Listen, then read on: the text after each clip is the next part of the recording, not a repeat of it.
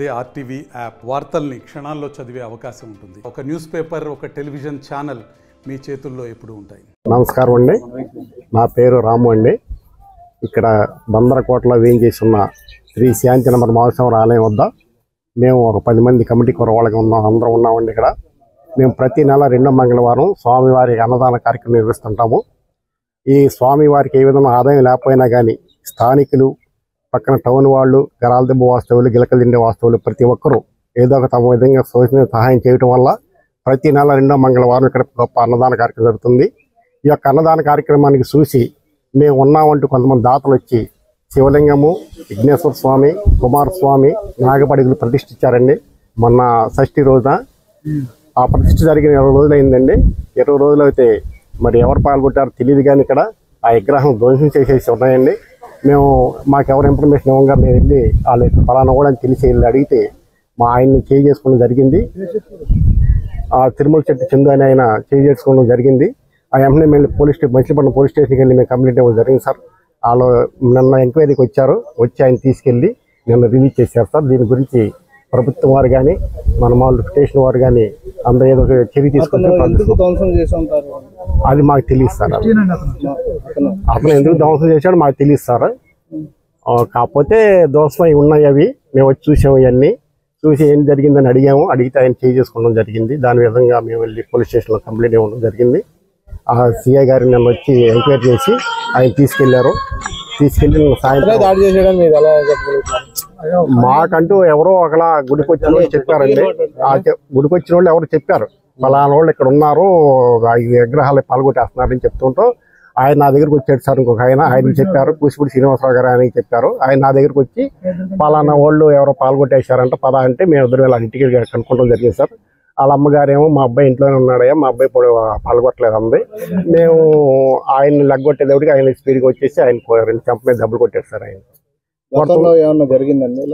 గతంలో కూడా 2 సార్లు, ఒకసారి నాగేంద్ర పడగలని ఎరగొట్టేస్తారు. ఇలాగే ఇతరులని మాకు తెలియదు సార్, ఎవరు అనేది తెలియదు కాబట్టి మేము ఎవరిని ఎంక్వైరీ చేయకుండా పోయిన అట్లా పక్కన పెట్టేసి ఎవరో చెప్పబట్టి అతని మీద కేసు పెట్టారు. మళ్ళీ 2వ సారి కూడా ఇట్లా ప్రతిష్ఠించడం జరిగింది. ఇవి ఎవరో చెప్పబట్టి మేము వెళ్ళి ఆయన అడగడం జరిగింది. దాని మీద ఆయన కోపంతో మీద వచ్చి చేసుకోవడం కూడా జరిగింది. దాని గురించి మేము ఎస్ఐ గారికి స్టేషన్లో కంప్లైంట్ ఇచ్చాం సార్. ఇది జరిగిన విషయం ఇదండి. కూచిపూడి శ్రీనివాసరావు అండి నా పేరు. ఈ గుడి కమిటీ నెంబర్ని బందరకోట పెద్ద వీధి కాలువగట్టు మీద శాంతి నెంబర్ మారుతి స్వామివారి ఆలయం దగ్గర 7వ తారీఖు మొన్న సెప్టెంబర్ 7వ తారీఖున ఒంటి వాహనం కుమారస్వామి, వినాయకుడు, నాయందులవారి పడగ శివాలయం ప్రతిష్టం చేయటం జరిగిందండి. ఆ రోజు జరిగినాక 20 రోజులు అయిందండి. మొన్న మంగళవారం 24వ తారీఖున మేము ఇంటికాడ ఉన్నానండి. ఇట్లా 2 కుర్రోళ్ళు వచ్చేటప్పటికి మొత్తం ధ్వంసం చేసేసారండి.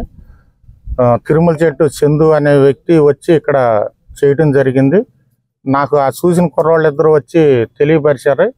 నేను వెళ్ళి ఇంకొక ఆయన కమిటీ ఆయన తీసుకుని వెళ్ళి అడగగా నన్ను ఆ చెంప ఈ చెంప కొట్టడం జరిగింది.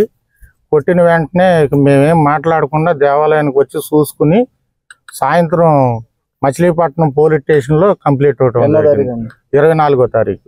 ఇది ఎప్పుడు ఎన్నాళ్ళ నుంచి ఉందండి గుడి? ఈ గుడి మేము పుట్టక ముందు నుంచి పురాతనమైంది. ఇది రెండోది ఆయన స్వయంగా వెలిసిన దేవుడు అండి, ఆంజనేయ స్వామి. అది మేము ఎరగ మా తాతగారు వాళ్ళు కట్టారండి. అది గుడి దేవనబోయిన బందలయ్య గారు, వెండూరు కృష్ణ గారు, పీతా ప్రభాకరరావు గారు కృషి చేసి కట్టారండి. వినాయకుడు స్వామి అండి, కుమారస్వామి, శివలింగం అండి. 20 రోజులండి. ఈ గుడి అభివృద్ధి అవుతుంది. నెల 2వ మంగళవారం 1000 మందికి 800 మందికి భోజనం జరుగుతుందండి. మేము ఇక్కడ మొన్న హోమాలు పెట్టి మేము సంతోషంగా బాగా దాతలు వచ్చారో పెట్టాము. అది ఆనందంతో ఉన్నంత 20 రోజుల్లోనే ఇది మొత్తం ధ్వంసం అయిపోయిందండి. ఈ గుడి అభివృద్ధి అవుతుందన్న ఇదిలో మొత్తం మరి ఎవరో నడిపిస్తున్నారో ఏం చేస్తున్నారో మాకైతే తెలియదండి. అటువరకు కాడ నాయందులవారి పడగలు ప్రతిష్ఠ చేసాం. ఆ 2 ఇరిగిపోయింది, మేము చూడలాగి ఇప్పుడు చూసాం కాబట్టి ఇది మేము స్పందించాం సార్. ఎవరి మీద అనుమానం? ఆయన మీద సార్. ఇంక వేరే వాళ్ళు అసలు ఎవరు వచ్చి బందరకోట తిరుమల చెట్టు చందు అండి. మీకు ఏమి అసలు లేదండి. అసలు వాళ్ళకి మాకు పగలు లేవు, ఏమి లేవు. క్రిస్టియన్స్ కాదు, ఆయన చర్చి, మేము ఇదే సార్ అంతే. క్రిస్టియన్స్ అంటే చర్చలే. అది పోలీసులు ఏమంటారు? పోలీస్ కంప్లీట్ ఇచ్చాం సార్. నిన్న రాత్రి మళ్ళీ రమ్మన్నారు 6:30కి. వెళ్తే స్టేషన్లో ఎవరు లేరు. వాళ్ళ బావగారును వాళ్ళ మేనమామ వచ్చి నిన్న స్టేషన్ బెయిల్ ఇచ్చి తీసుకెళ్ళిపోయారు సార్. రాత్రి వచ్చేసి ఎవరు లేకుండా స్టేషన్ బెయిల్ ఇచ్చి తీసుకెళ్ళిపోయారు. అంటే వాళ్ళు ఉన్నారు సార్, వాళ్ళు వచ్చి తీసుకెళ్లారు సార్. జై శ్రీరామ్ అండి. నా పేరు భోగేశ్వర్. మేము శివశక్తి ఆధ్యాత్మిక చైతన్య వేదిక సంస్థ నుంచి వస్తున్నాము. మనం ఏదైతే మచిలీపట్నం దగ్గర బందరు అభివృద్ధికి పోర్టు ప్రాధాన్యం అని ఏదైతే చెప్తున్నామో, దానికి దగ్గరలోనే ఉన్నటువంటి బందరు కోట అని చెప్పుకునేటువంటి కోటకి పక్కనే ఖచ్చితంగా ఒక 100-200 మీటర్ల పక్కన ఉన్నటువంటి ఆంజనేయ స్వామి దేవాలయంలో రీసెంట్ గా ఈ నెల 27వ తారీఖున ప్రతిష్ఠ చేసినటువంటి ఒక శివాలయము, శివలింగము, అలాగే విఘ్నేశ్వర స్వామి, కుమారస్వామి విగ్రహాలు ప్రతిష్ఠించడం జరిగింది ఈ దేవాలయంలో. దానిని ఇక్కడ ఉన్నటువంటి లోకల్ గా ఉన్నటువంటి ఒక క్రైస్తవ మతానికి సంబంధించినటువంటి చందు అనేటువంటి వ్యక్తి వచ్చి మొన్న 22వ తారీఖు మధ్యాహ్నం 24వ తారీఖున మధ్యాహ్నం వచ్చి ఈ శివలింగాన్ని మొత్తాన్ని కూడా ఈ విధంగా ధ్వంసం చేసి వెరక్కొట్టేయడం జరిగింది. అలాగే కుమారస్వామి విగ్రహాన్ని కూడా పూర్తిగా ధ్వంసం చేయడం జరిగింది. వినాయక వారి విగ్రహాన్ని కూడా పూర్తిగా ధ్వంసం చేయడం జరిగింది. అయితే ఈ జరిగిన ఘటన తర్వాత ఇక్కడ ఉన్నటువంటి ఆలయానికి సంబంధించినటువంటి వ్యక్తులు ఎవరైతే ఉన్నారో, ఆ ఆలయాన్ని పోషణ చేసేటువంటి వ్యక్తులు ఎవరైతే ఉన్నారో వాళ్ళు వెళ్ళి ఆ వ్యక్తిని ప్రశ్నించడం జరిగింది. ఎందుకు నువ్వు ఇలా చేసావని అంటే వెళ్ళిన వ్యక్తులను కూడా అతను కొట్టడం జరిగింది. ఆ జరిగిన తర్వాత వీళ్ళంతా కూడా వెళ్ళి చిలకలపూడి పోలీస్ స్టేషన్ లో కంప్లైంట్ ఇచ్చి వచ్చారు. మచిలీపట్నం పోలీస్ స్టేషన్ లో కంప్లైంట్ ఇవ్వడం జరిగింది.